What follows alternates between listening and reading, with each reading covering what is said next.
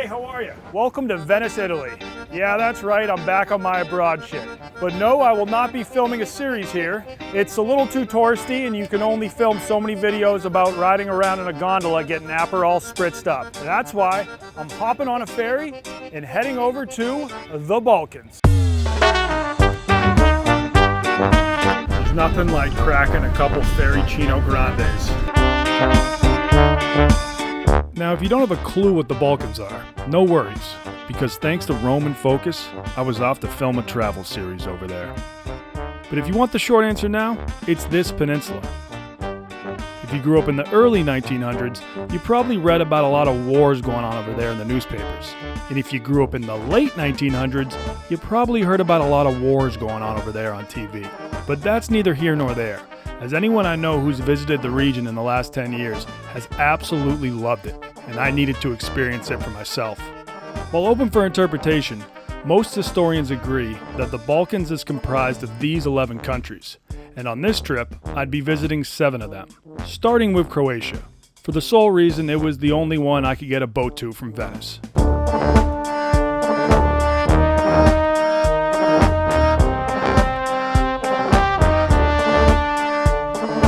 Welcome to Croatia, more specifically the city of Revenge. Now, Croatia is probably the most mainstream and touristy of the countries we're going to be visiting in the Balkans. I'm sure you've heard of Croatia Yacht Week, but for good reason. This place is beautiful as fuck. Revenge was originally an island city during Roman times, but in 1763 it was connected to the mainland by the Venetian Republic, who used it as an important fishing and shipbuilding center. Nowadays it's one of Croatia's most popular tourist resorts, known for its perfect weather, narrow cobblestone streets, locals who start drinking wine at 9 a.m., and tranquil waters, which seemed ideal for my first hippo mode session trip. They have like swimming holes right off the ancient walls of the city, and that's where I'm going to take a dip right now.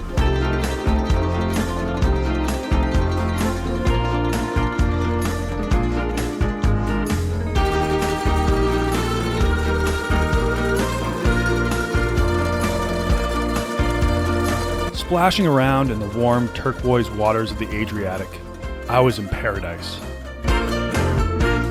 Until I took a look underwater. It was fucking jam-packed with jellyfish. Dude, I feel like I'm KY wrestling right now. I am just in a bowl of jelly. My God. One of you guys has to piss on me if these things sting. Thankfully, they weren't of the stinging variety. But after that close encounter, I decided to stick with land-based activities for the rest of the day and check out a Roman Colosseum nearby. Speaking of Roman, so far on this trip we have just been go, go, go. We flew into Venice, then we hopped on a ferry from Venice to Croatia, then I went hippo mode, then we drove to this new town. I'm checking out a Colosseum, and our day is only halfway done. So what I'm trying to say is that traveling can be exhausting, and that's where Roman Focus comes into play. If you pop 2 of these, it's going to increase your concentration, it's going to improve your memory, it's going to go from feeling lethargic to in the zone, just like these gladiators were thousands of years ago. You think they weren't focused when they came here to fight the lions and tigers and other humans? If you weren't focused, you would die. Thankfully, that's not the case these days, but having a little focus can still go a long way. Go to GetRoman.com/Donnie, $15 off your first order Roman Focus. GetRoman.com/Donnie, $15 off your first order of Roman Focus. Are you not focused? Well, you can be now. Created by doctors backed by science. So anyways, ruins like these are found all over the Istrian region of Croatia, as it was once an important part of the Roman Empire, prized for producing its finest olive oil. Even today, Istria is known for producing the best olive oil in the world, so I was excited when a local farmer offered to give me a tour of his orchard. Now, you used to be a lawyer, right? Yeah, I used to be a lawyer. What prompted the change in career? Nobody likes lawyers. That's the basic reason. Yes. Yeah, I know a ton of jokes about lawyers. I don't know a lot of jokes about farmers. More specifically, Andrea used to be a lawyer for petroleum companies. So from like protecting oil companies to producing olive oil. Yes. I think that's the right move. No one ever complains about an olive oil spill. To make the oil, do you just, you pick and then you grind them all up? That's the basic, yes. But you have big machines that do that. It's not that you do it at home. Normal sized machine here, which is relatively small, you're looking at about $500,000. Jeez. Yeah, agriculture, I always tell, if girls would know how much a tractor costs, they would not look at BMWs and cars. Yeah. You know? Do you grow any black olives? All olives start as green and all end as black. So it's pigmentation of the skin. When I was like 4 years old, maybe 3, my parents got a babysitter, and the babysitter forced me to eat black olives out of a can. Very cheap black olives, and Oh, it's a traumatic experience. very traumatic. Yes, I've hated them ever since. These olives, I can't just like pick one and eat it right now. Yeah, you can. I can? Yeah, sure. Okay, and now it's not completely ripe. No, it's not ripe at all. Okay, but it's not going to kill me. No, they are not poisonous. Okay, no, okay, they are not all right, poisonous. All right, great. That's a green olive. And it tastes horribly. Yeah. Yeah, because you need to cure them before eating them. So I wonder how, like, the ancient Romans, how did they I learn also to... don't understand this part. Maybe aliens, I don't know. So overall, are you happy about your change in professions? Absolutely. Okay. Absolutely. Yeah. The only one that was not really happy at the beginning was my wife. Yeah. You know, she married a lawyer and got a farmer. But hey, now you're No. probably it's- around a lot more of the time now. Yeah, and it's nice, you know, when you go at restaurants and the chef comes out because they know you, they get you a table. Yes. You're like a star, but in a different setup. Yes. All right, shall we try some oil? Sure, let's go. All right, cool. So I noticed this olive oil can says for kids. Yes. What does that mean? Couldn't olive oils be for kids? So this is a variety. It's called buja. It has a very low bitterness. When you mark it for kids, You know it's not super bitter. yes, it's not for baking kids. Maybe it's good for frying kids. I don't know. I never tried. I'm sure a kid would taste better than a full-grown adult, sort of like lamb tastes better Absolutely. than sheep or mutton, but we're not eating kids on this show. No. Or ever. Not yet. So olive oil, you want to taste it alone, you want to smell it. This one is called freshly cut grass It smells like I just mowed my lawn. and green apples. A lot of times I go and try wine and they're like, oh, you should smell like walnuts and this. And I was like, I don't know what you're talking about. But this I is- smell both of those. But this is fat, and we are all professionals for fat. What's an example of like a really bad fat? Cat piece. When you drink it, you pull a bit of air through your teeth, turn it a bit around. Sounds bad, but that's the way it should be done. Sounds good. And then you swallow it, and you look for bitter and spicy. I just have a cough. It's not COVID, don't worry. No. It's the oil. Those are the antioxidants, the anti-inflammatories, the vitamins. These fields here, Yes. for like how many years do you think people have been growing olive trees here? Thousands of years. You have recipes from Roman times about which herbs to put in Spanish oil to make it smell and taste like ISTRIAN. So already then they were wow. faking oil, and they were faking this oil. Yes. You see those two stones in the back there? Yeah. They're not stone, they marble. They reused some old Roman marble that was lying around in the area.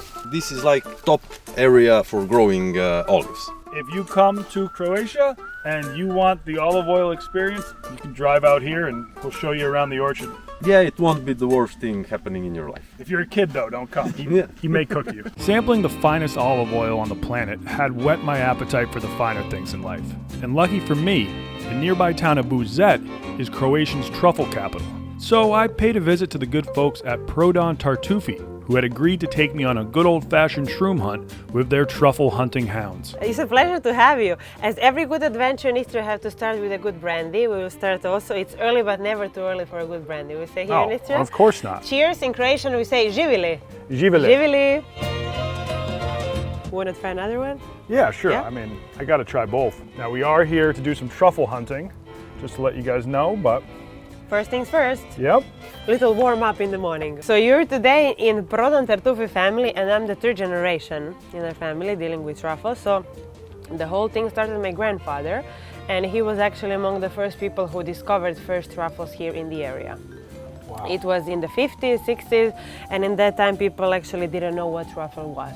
They thought that it's some smelly potato from the ground, and first thing what they did with those smelly potatoes, they were feeding animals with them, domestic pigs mostly. Huh. Yes. a lot of money to feed pigs with, you know. Yeah. So yeah, here in Istria we have both type of truffles. We have the black and the white. Do magic truffles grow around here? No, Okay. not at all. Yeah, I just know they usually grow from poop as well. Yeah. So they're fungus. They're growing in the ground, in the soil, and actually only a very good trained dog is capable to find it. Basically, any dog can be trained by feeding them with a lot of truffles first. Right, yes. yeah. So you give them small pieces of truffle, truffle cheese, truffle salami, anything that smells like truffles. Yeah. So they start to eat it and love it, and in that way you make them crazy about truffles. Okay. And that's the reason why they look for it in the ground. But I mean, they have drug dogs that search for drugs and they don't like to eat drugs. Yes, when they find the truffle, you have to reward them. Give them any kind of cookie or dog treat, and then they leave truffle for us, because otherwise they will eat it. We have 4 dogs, all 4 of them brothers from the same mom. Their names are Pico and Mel, and Steve and Broom. And we always take 2 of them out, because they work in team by 2. Well, Yes. shall we hunt some truffles? Yes, if you're ready, I call my brother now. He'll be a guide in the woods. Great. I will wish you a good luck to find something, because we have to make a great lunch when you come back. Ready? Yeah. Good. Stephen Broom? Steven Broom, 4 years old brothers. So like as soon as you open the gate, they know that they're on the clock and they start to look for truffles? Yeah, exactly, you will see they're quite fast, yeah. They're like rockets. Whoa! Okay, you can follow me. Steven Broom, I'm up. Do you think you just found one? No, I think it's something Okay. else. They were eating something, I don't know, some nuts, berries. Dodgy! First thing when you let them out, they need 5-10 minutes, leave it, pee, poop, and sure. then they start working. Steve! Traži. So, tražit means search, What's the word? traži. Traži. Yeah, it means search. And so when you say that to them, they actually Broom, know tu. it means Yeah. To look for truffles? Exactly, yeah. Broom, travi, traži. traži. Yeah. Broom! Broom, traži. Ajde Broom, yeah. Who do we think is gonna find one first? My money's on Broom. Who do you think? Probably Broom, Okay. because he is a little bit better.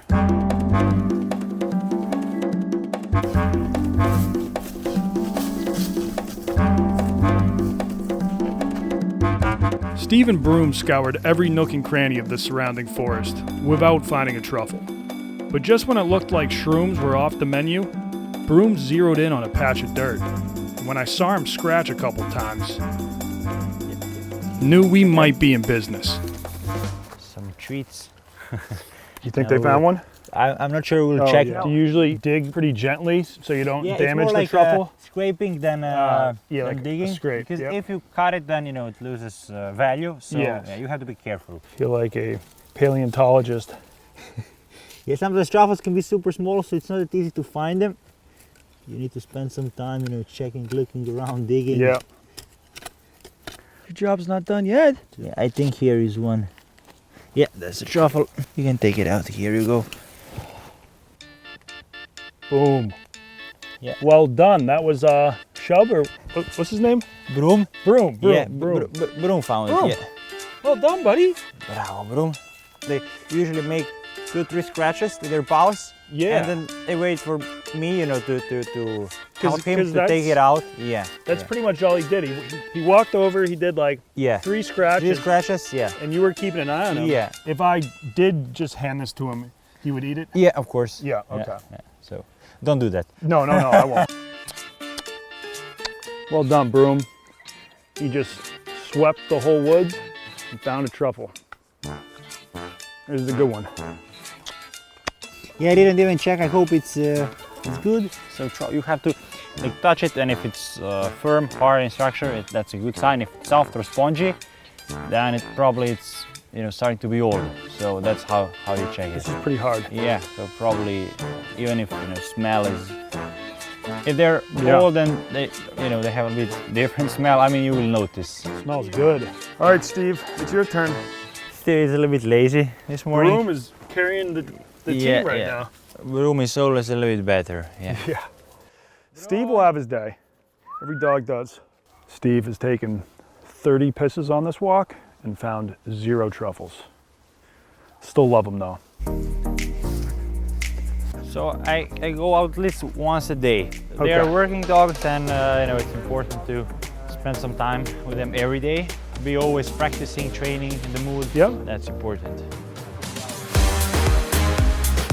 Steve never did find a truffle, but the one Brum found would be more than enough. Let's go cook this up. Now I'd be transitioning from truffle hunter to sous chef in order to help Vishna put the fruits of our labor to good use. Scrambled eggs with fresh black truffles. That's a lot of truffle. Yes, it is. Sometimes at like a restaurant, they might charge you like $100, $200 to put that. For like 2 slices on top. Yes. We are known as City of Truffles because it's very known that in our city live more dogs than people. So every family have at least 3, 4, 5 dogs for truffle hunting, so it's really a thing. Eggs with truffles also are specific for our town because every year in the second weekend of September, which was last weekend, you just missed it like that. Is it the Truffle Fest? Yes, it was the biggest scrambled eggs in the world, which we make here in our city. So it's the big pan, like 6 meters is the diameter of the pan, and then which year is it, that much eggs did go inside. So this year, 2021 egg and 10 kilos of fresh white truffles. You tried eggs with truffles before? Yes, I forget where. Once had a truffle burger. Mm-hmm. That was my only appearance on Booze and Burgers with Glennie Balls. Okay. Finally, it was time to add the star ingredient. Let's add a little bit more so you can eat your whole catch which you found. And not only would we be eating truffled eggs, Vishna also served me 3 types of truffle spread, truffled salami, truffle cheese, truffle olive oil, and a truffle salad. Truffle everything. Today it's a truffle overdose in the City of Truffles. What better time to overdose on truffles than today? How do you say like bon appetit in Dobar tek. Dobar tek. Yes. And I'll bring you some of our homemade wine, red and white, and enjoy truffles. Thank you so much. This is unreal. One of the cooler dining experiences I've had in my life. Using a dog to gather one of the most valuable food items in the world, and then coming back here and the family prepares a feast for me. This is magical. Thank you for letting me indulge my inner foodie this episode, and don't worry. Next week we head to Serbia, and I get right back to being the full-blown degenerate you're used to.